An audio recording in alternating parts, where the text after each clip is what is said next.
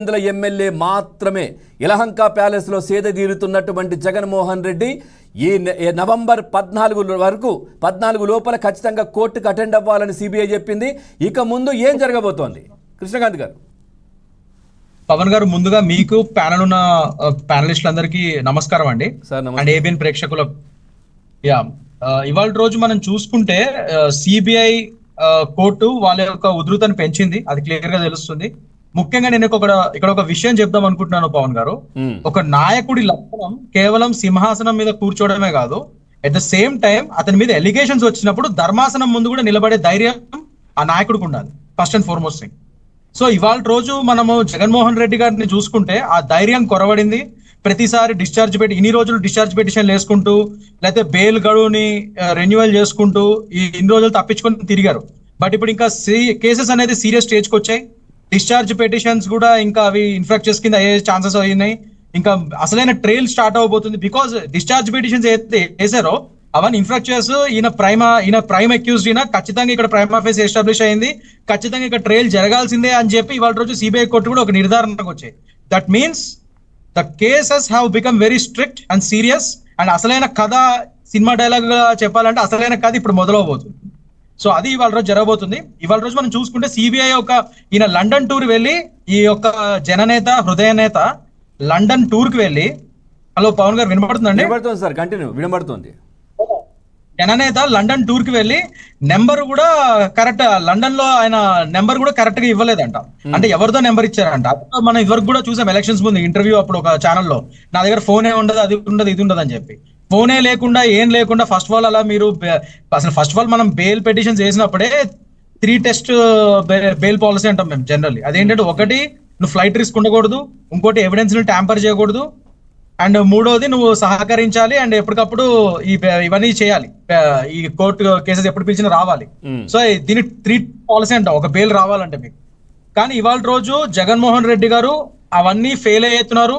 ముఖ్యంగా ఇదివరకు అంటే ఆయన సీఎం హోదాలో ఉన్నాడు కాబట్టి చాలా ఖర్చుతో కూడుకున్న పని, సెక్యూరిటీ ఇష్యూస్ ఇవన్నీ చూపించగలిగాడు కాబట్టి ఆయన బెయిల్స్ అవన్నీ కూడా ముందుకెళ్ళాయి.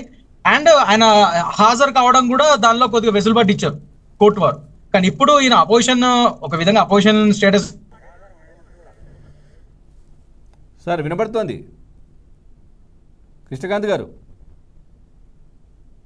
రైట్, ఒక్కసారి టీడీపీ పార్టీ నుంచి రఫీ గారు ఉన్నారు. రఫీ గారు, ఏం జరగబోతోంది? ఇంతకాలం నేను చాలా ప్రభుత్వ కార్యక్రమాలు ఉంటాయి, ప్రజల మధ్య ఉండాలి జరిగింది. రైట్, అది సిబిఐ వారు దాఖలు చేయడం జరిగింది. కాకపోతే కోర్టు వారు ఏంటంటే అది టేకప్ చేసే లోపలే ఈయన మళ్ళీ రిటర్న్ వచ్చేసాడు లండన్ నుంచి. దానివల్ల సబ్జెక్ట్ మ్యాటర్, ఇంకా ఏదైతే సబ్జెక్ట్ మ్యాటర్ వీళ్ళు అది వేసారో ఆయన రిటర్న్ వచ్చేసాడు కదా, ఇంకా ఫోన్ నెంబర్ ఉంటే ఏంటి, ఉండకపోతే ఏంటి, బ్యాక్ వచ్చేసాడు అని చెప్పి సబ్జెక్ట్ మ్యాటర్ సాటిస్ఫై అయింది కాబట్టి ఇట్స్ ఇన్ఫ్రాక్చర్స్ అని చెప్పి అది డిస్మిస్ చేయడం జరిగింది. అంతే, ఆ చిన్న పిటిషన్ ని సిబిఐ వారు వేసింది. ఎందుకంటే ఆయన బ్యాక్ వచ్చేసాడు కాబట్టి ఇంకా అవసరం లేదు కదా అన్నారు, అంతే. కానీ అసలైన మెయిన్ ట్రయల్ ఇప్పుడు స్టార్ట్ అవబోతుంది. ఖచ్చితంగా ఈ పిటిషన్ వేయడం వల్ల కానీ ఒక సీరియస్ విషయం ఏమైంది, ఇప్పుడు సిబిఐ వారి పిటిషన్ వేయడం వల్ల అతను ఖచ్చితంగా నవంబర్ 14న హాజరు కావాలి. ఫోన్ నంబర్ గురించి ఏదైనా నంబర్ గురించి ఏదో ఎంక్వైరీ జరుగుతుందని హడావిడిగా ఆయన వచ్చేసింది, అయిపోయింది అది. సరే, ఓకే, వచ్చేసింది, దాని గురించి తదుపరి మనం చూద్దాం అన్నట్టుగా చెప్పి, ఇప్పుడు ఏదైతే ఈ పాతవి ట్రయల్స్ ఉన్నాయో, ఇప్పుడు మీరు ఖాళీగా ఉన్నారు, సో యలహంక ప్యాలెస్ లోనే సేద తీరుతున్నారు, లేదంటే తాడేపల్లి ప్యాలెస్ లో అప్పుడప్పుడు వచ్చిపోతున్నారు, ఇప్పుడు రావాల్సిందే అనడాన్ని ఎట్లా చూడాలి? సో ఖచ్చితంగా సీరియస్ గా ఉందనుకోవచ్చా సిబిఐ కోర్టు? చాలా సీరియస్ గా ఉంది సార్ సిబిఐ కోర్టు. ఇప్పుడు ముఖ్యంగా ఇప్పుడు ఈ ఉదంతం ఏదైతే అయిందో, ఒక విధంగా ఆయన బ్యాక్ వచ్చేసాడు కాబట్టి ఈ పిటిషన్, ఈ సిబిఐ యొక్క బెయిల్ పిటిషన్ ని డిస్మిస్ చేశారు. కానీ అందులో పాయింట్స్ ని సీరియస్ గా తీసుకుంది కోర్టు. ఏమన్నారు ఇప్పుడు, అందుకనే నువ్వు ఖచ్చితంగా నవంబర్ 14న ఫిజికల్ గా హాజరు కావాలి, ఇంకా నథింగ్ డూయింగ్.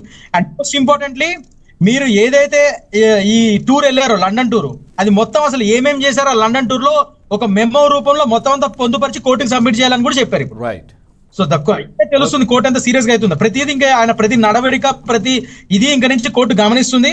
అండ్ ఇప్పటి నుంచి అసలైన కథను మొదలవబోతుంది.